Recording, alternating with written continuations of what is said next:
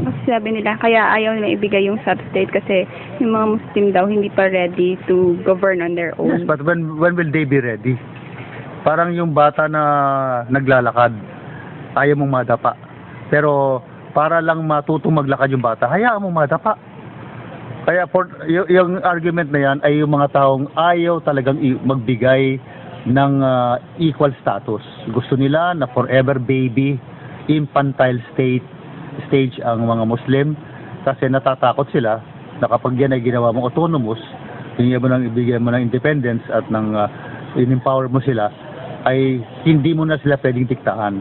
Ako naniniwala na kung tayo demokratiko, hindi tayo matatakot sa mga Muslim na bibigyan natin sila ng karampatang pagkilala bilang mga kapantay, hindi subordinate. No, kaya pwedeng pag-usapan 'yan na hindi parang icing lang yung ARMM, no. Yung ARMM ay parang magandang pakinggan, Autonomous Regional Mindanao.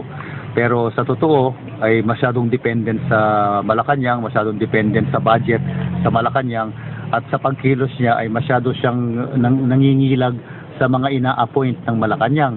Pero pwede bang magkaroon ng isang araw na kung ano ang pananaw, kung ano ang discernment, yung malalim na pagmamalay ng mga Muslim ay makilala sa pamamagitan ng pagbibigay sa kanila ng otonomiya na totoo, hindi lip service, hindi token. Kaya let us not only pretend that we are actually respecting, recognizing, and empowering Muslims, but let us give it to them.